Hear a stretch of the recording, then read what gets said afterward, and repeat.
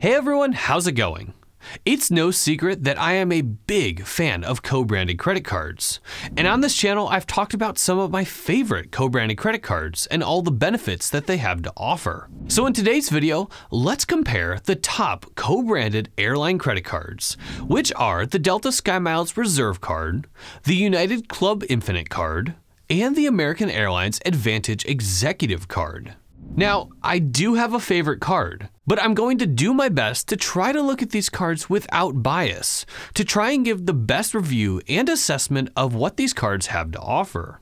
To do that, I'm going to review these cards in 4 different categories: annual fees, welcome offers and multipliers, airline benefits, annual credits, and lounge access. So let's dive in and take a look at the annual fees, welcome offers, and multipliers these cards have to offer. Starting off with the SkyMiles Reserve card. This card has a $650 annual fee and a current welcome offer of 100,000 Delta SkyMiles at the time of making this video. In terms of multipliers, the SkyMiles Reserve card is going to offer 3x back on Delta purchases, then just 1x back on everything else. This card has the weakest multipliers of the 3 cards we are looking at today. I think the biggest miss on this card is the lack of multipliers for everyday spending, which makes it hard to want to use this card for more than just airline purchases. Now, the SkyMiles Reserve card has the highest annual fee, which might be an immediate turnoff for some people. It's definitely a consideration that you'll need to weigh against all that the card has to offer. Looking at the welcome offer, 100,000 Delta SkyMiles is actually a solid amount of miles if you're just starting to build your Delta SkyMiles stash of points. Now, these miles are going to be worth 1.15 cents per point because of a benefit we'll touch on in a little bit.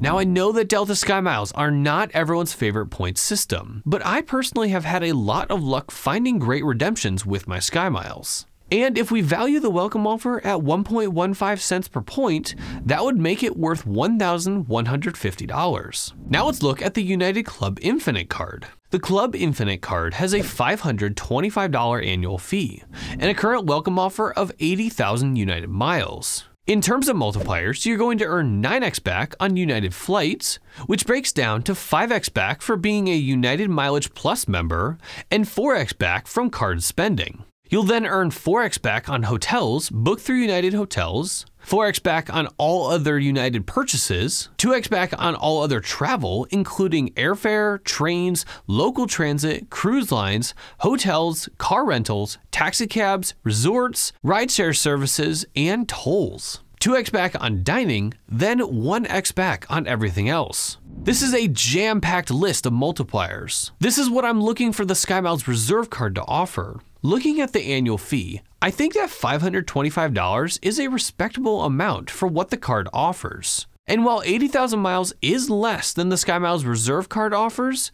United miles are worth a little bit more as a base. There are some mixed answers when you Google how much are United miles worth, but a general range is around 1.2 to 1.5 cents per point. This would make our welcome offer worth $960 to $1,120, depending on the redemptions you use them on.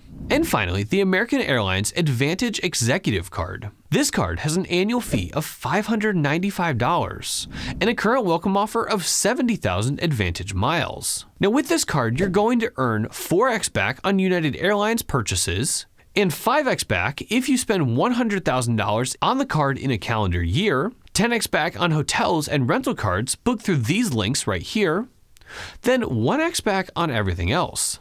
Now, this card does offer more multipliers than the Reserve card, but it doesn't come close to what the Club Infinite card offers. American Advantage miles are worth 1.5 cents per point on average, which would make this welcome offer worth $1,050. But in my experience, American Airlines miles can be stretched quite a bit further if used correctly. Now let's take a look at some of the benefits these cards have to offer. Starting off with the SkyMiles Reserve card. This card is geared towards the Delta frequent flyer, and if you're willing to pay that annual fee, the benefits this card offers seriously elevate your travel experience. One of the ways this card does that is through Delta status. The Reserve card offers 2 different ways to boost your medallion status. The first one is the MQD Head Start.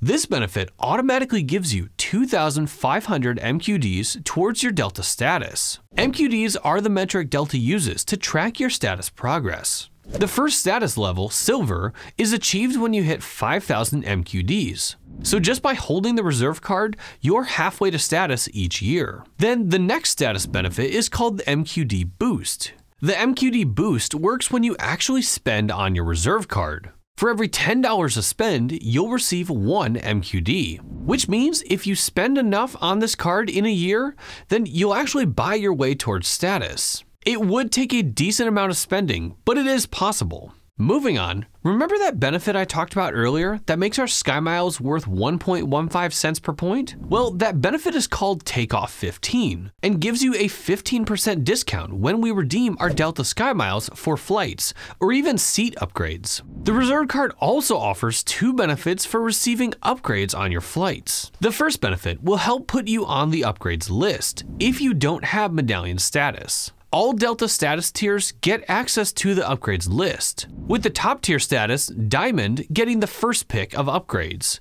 and so on down the list. But if you don't have medallion status, you will be at the bottom of the list. But the Reserve card also offers upgrade priority, which gives you upgrade priority over medallion members within the same medallion level and fare class grouping. The Reserve card also offers Hertz President's Circle, first checked bag free, insurance and protections, 20% back on in-flight purchases, and the best benefit of all, an annual companion certificate. With this certificate, you'll essentially have a buy one get one free round-trip ticket for any main cabin, Comfort Plus, or first class seat when flying in the US, Caribbean, or Central America. Now, if you're doing the math at home, you'll soon realize this benefit can save you a lot of money. To make this benefit worthwhile and worth paying the annual fee, we're going to want to look for first class seats or main cabin seats that are at least as much as the cost of the annual fee. Take a look at this flight right here from Los Angeles to Hawaii.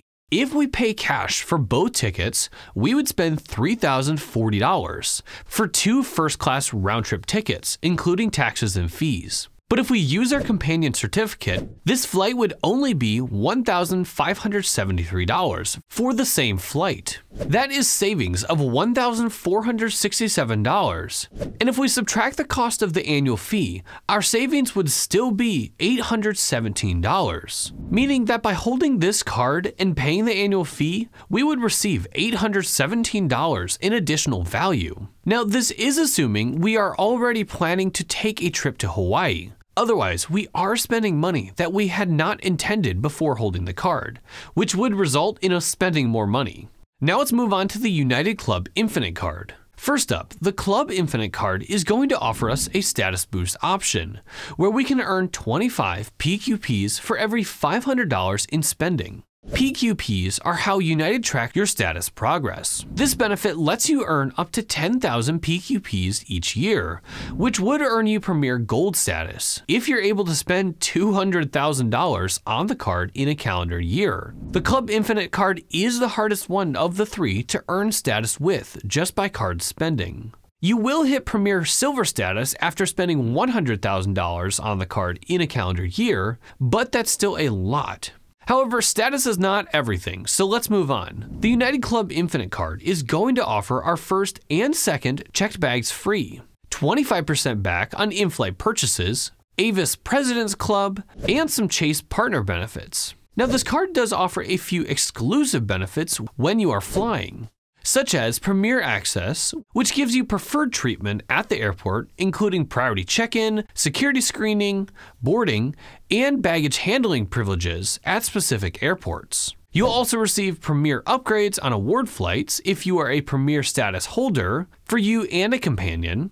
The Club Infinite card also offers IHG1 Rewards Platinum Elite status and up to $75 in statement credits each year for IHG resort and hotel purchases. It is nice to see an airline credit card offering benefits for a hotel. And finally, you'll also receive a strong list of insurance and protections, as well as 10% discount on United Club Saver flights within the continental US and Canada. Now let's take a look at the Advantage Executive card. This card is interesting to me. It's American Airlines' top credit card for elite travelers, but it doesn't really offer anything that, well, elite. Except for maybe the status boost options. With the executive card, you're going to earn 1 loyalty point for every dollar spent on the card. However, how American Airlines has structured their rewards program offers certain benefits when you hit various milestones, even if you haven't hit status yet. The first milestone comes at 15,000 loyalty points, which would be $15,000 spent on the card. The executive card also offers a loyalty point bonus of 10,000 points when you hit 50,000 loyalty points, then again at 90,000 points, giving you 100,000 loyalty points after only earning 80,000 points. The executive card is also going to offer you your first checked bag free, enhanced airport experience where available, 25% back on in-flight purchases, but that's about it. No extra status, no other discounts, no other standout benefits. I made a video a few weeks ago outlining all of the American Airlines credit cards.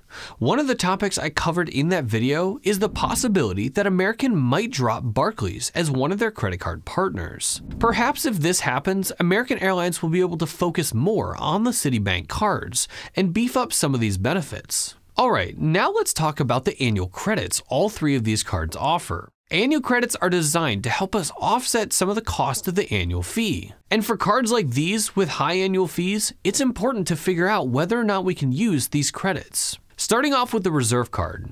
With this card, we're going to have access to 4 annual credits. The first one is a $240 Resi Dining credit, which allows you to use up to $20 a month at participating restaurants. Next, you'll receive $10 a month for rideshare purchases. Then you'll receive a $200 Delta Stays credit for hotels booked through Delta Stays. And finally, you'll receive a TSA PreCheck or Global Entry credit. Now on the Club Infinite card, we really don't have many annual credits. You will receive a TSA PreCheck, Global Entry, or Nexus credit, but don't forget those credits can only be used every 4 years, so we really can't count them as annual credits. And I guess you could count the IHG credit as well, but that's it. And on the Advantage Executive card, we're going to receive a $10 Lyft credit after you take 3 eligible rides each month, totaling $120 a year. Then a $120 Grubhub credit in the form of $10 a month. And finally, you'll receive $120 back in statement credits for prepaid Avis and budget car rental purchases.